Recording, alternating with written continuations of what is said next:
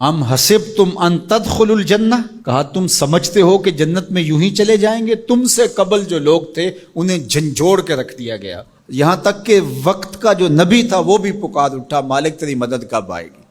تو پھر ہم نے کہا بس اللہ کی مدد آیا چاہ رہی۔ تو اللہ تعالیٰ نے ابتلا رکھی ہوئی ہے ہر ایک کے لیے، یہ نہیں ہو سکتا کہ دنیا میں آئیں اور ابتلا کے بغیر ہی گزر جائیں۔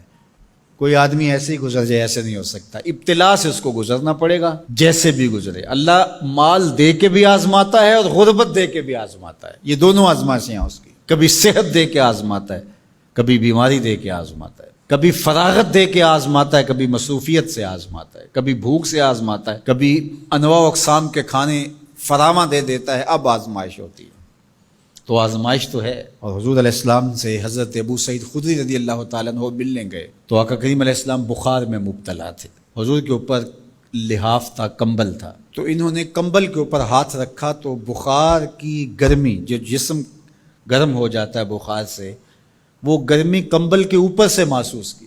تو حضرت ابو سعید نے عرض کی یا رسول اللہ یہ کیا؟ فرمایا ہم کو تکلیفیں دوہری ملتی ہیں، اجر بھی دوہرا ملتا ہے۔ سب سے زیادہ تکلیفیں انبیاء کو آئی، سب سے زیادہ تکلیفیں نبیوں کو پہنچی ہیں۔ پھر جو نبیوں کے خاص لوگ، متبعین خاص، ان کی عادات کو اختیار کرنے والے۔ امام فخر الدین رازی نے تفسیر کبیر میں لکھا ہے کہ مکے سے لے کر طائف تک 70 ایسے نبیوں کی قبریں ہیں جن کی وفات صرف بھوک اور پیاس کی وجہ سے ہوئی ہے۔ حضرت خباب بن ارت رضی اللہ تعالی عنہ حضور کی خدمت میں حاضر ہوئے، حضور کعبۃ اللہ کی دیوار کے ساتھ بیٹھے ہوئے تھے، کافروں نے اتنے دکھ دیے، اتنی تکلیفیں دی کہ یہ تھوڑے سے پریشان ہو گئے۔ تو آقا کریم نے فرمایا خباب بس گھبرا گئے ہو؟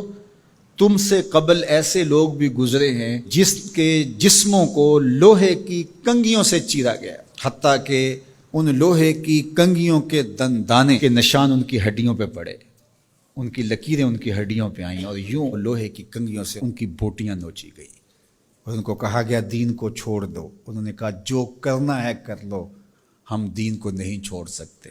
حضرت زکریا کے سر پیارا رکھ کے پاؤں تک چیر دیا گیا، لیکن پڑھو ان کی سیرت، ان کی زبان سے اف بھی نہیں نکلی، زخم پہ زخم کھا کے جی، خون جگر کے گھونٹ پی، آہ نہ کر لبوں کو سی، یہ عشق ہے دل لگی نہیں۔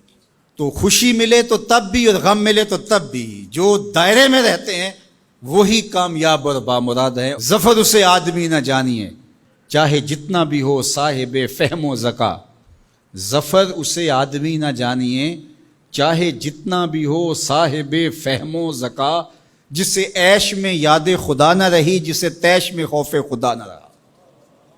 عیش کی زندگی ہو یا تیش کی زندگی ہو، خوشی کا موقع ہو یا مرحلہ غم ہو، امتحان میں یہ دیکھا جاتا ہے کہ کون سرخرو اور کامیاب ہوتا ہے۔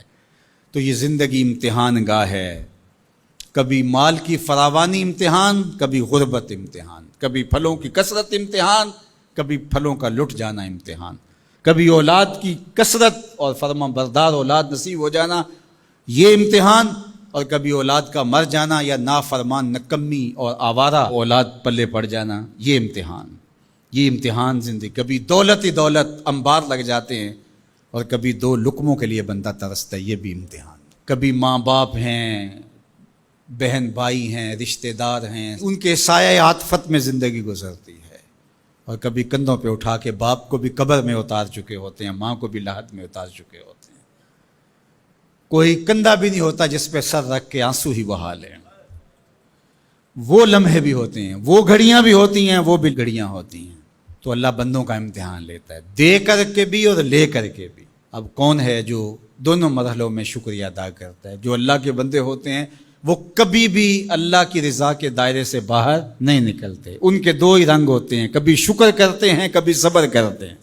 نہ ملے تو صبر کرتے ہیں، مل جائے تو شکر کرتے ہیں۔